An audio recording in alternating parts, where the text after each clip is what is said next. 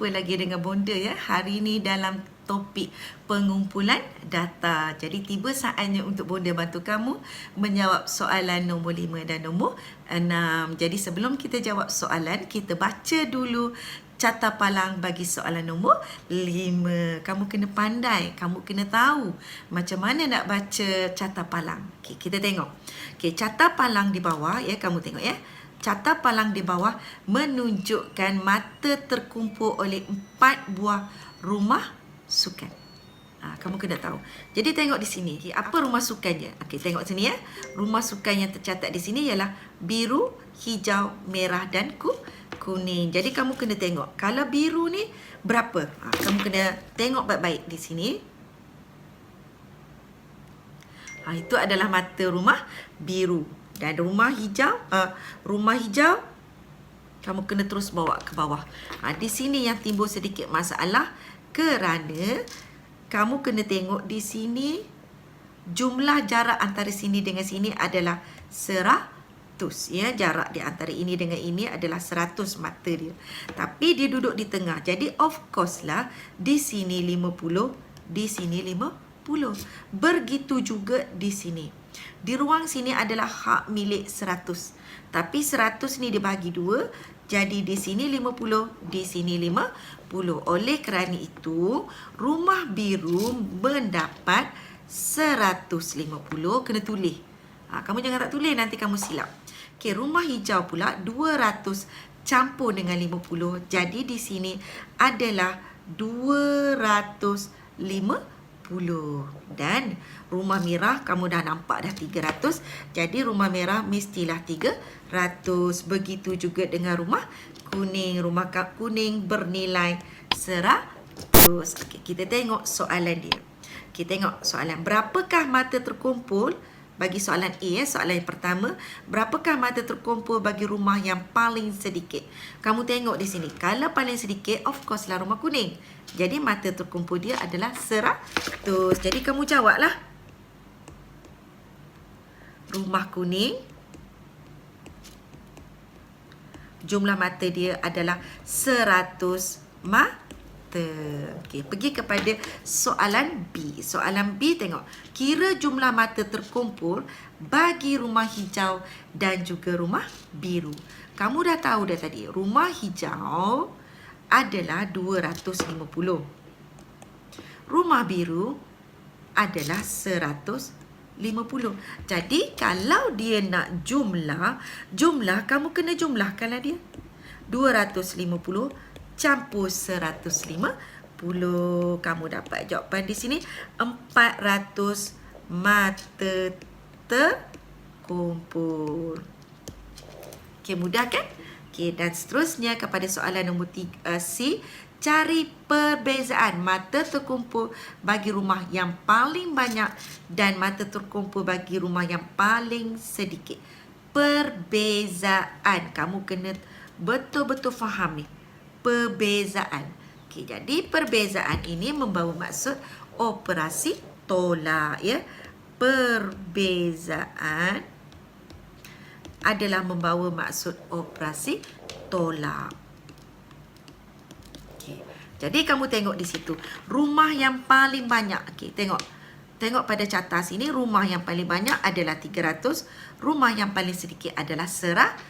Jadi pergi kepada soalan ni tadi, cari perbezaan mata terkumpul rumah yang paling banyak dan rumah yang paling sedikit. Jadi 300 tolak 100. Jadi jawapan dia 200 mata perbezaan. Okey, inilah jawapan dia.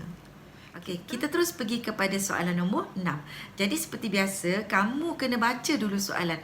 Kamu tahu ya, dalam pengumpulan data, dia akan bermain kepada carta. Macam contoh, yang ini adalah piktograf. Tadi carta palang.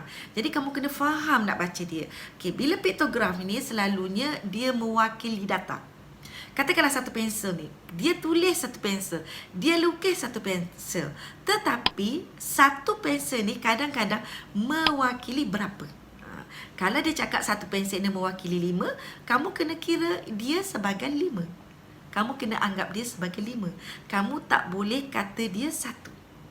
Begitu juga buah apple. Kalau ada sebiji buah apple dalam piktograf tu, kamu tak boleh cakap sebiji. Tak. Kamu tengok dia mewakili berapa. Jadi kalau dia cakap 1 apple ni mewakili 3, jadi 1 apple tu kamu tak boleh sebut 1. Kamu kena sebut 3. Okey, jadi kita tengok gambar rajah 2 ini, iaitu berkaitan dengan piktograf. Encik Amin ialah seorang penjual kereta. Okey, piktograf ini menunjukkan jualan kereta bagi 4 hari beliau bekerja. Kamu tengok hari bekerja. Ahad, Isnin, Selasa dan Rabu. Kamu tengok ada berapa kereta? 1, 2, 3, 4. Okey, kamu pun cakap 4. Okey, hari Isnin 1, 2, 3. Kamu pun cakap 3. Hari Selasa 1, 2, kamu pun cakap 2. Hari Rabu 1, 2, 3, 4, 5. Kamu pun cakap 5. Okey, betul ke tak? Okey, semestinya lah tak betul kan? Sebab di bawah ini dia ada menceritakan iaitu 1 buah kereta ini mewakili 2 buah. Ni nampak ni. Jadi bermakna kamu kena faham, ini adalah 4 kali 2, 8. 3 kali 2, 6. 2 kali 2, 4. Dan 5 kali 2, 10. Jadi, 10, 4, 6, 8. Itu yang sebenarnya sebilangan kereta yang dijual oleh Amin. Okey, kita tengok soalan dia. Berapa buah kereta yang dijual oleh Amin pada hari Isnin dan hari Selasa? Kita kena tengoklah. Isnin kita dapat 6, hari Selasa kita dapat 4. Jadi jawapan dia adalah 6 tambah 4, 10 buah kereta. Okey, kita terus pergi kepada soalan nombor B bagi soalan nombor 6, iaitu kita baca lagi sekali. Jika sebuah kereta, tengok baik-baik jika sebuah kereta Encik Amin dapat keuntungan sebanyak RM1,500. Sebuah dia dapat RM1,500.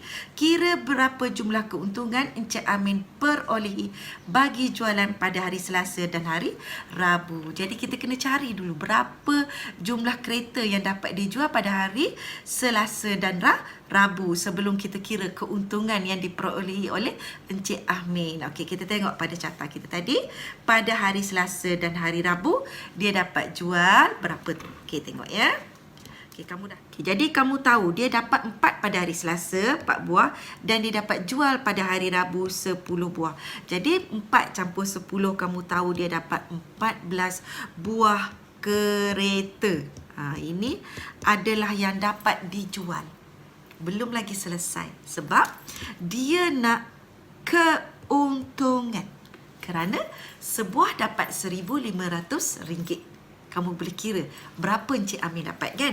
Okey, jadi 1,000 kamu nak mendarab duit Kamu nak mendarab duit, kamu boleh tulis kosong di belakang ni. Tetapi bonda nasihatkan kalau duit kamu buang saja ini. Sebab ini adalah simbol duit. Kita tak boleh darab. Memang titik di belakang tu hak milik Sing ya.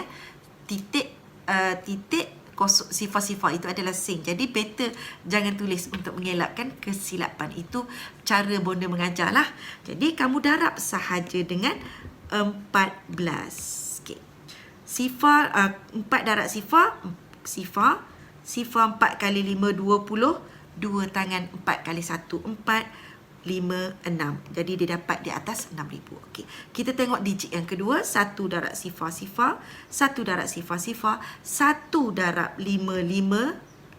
1 darab 1. Jadi kamu tengok berapa dia dapat.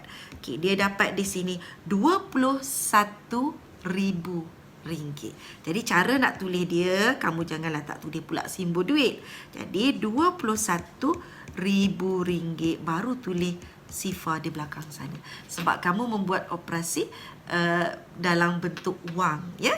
Okey, jadi itulah keuntungan yang diperolehi oleh Encik Amin bagi tempoh 2 hari sahaja dia bekerja. Okey, itu saja hari ini bonda bersama kamu dalam membantu kamu menyelesaikan soalan nombor 5 dan 6. Sampai jumpa lagi di lain masa. Bye.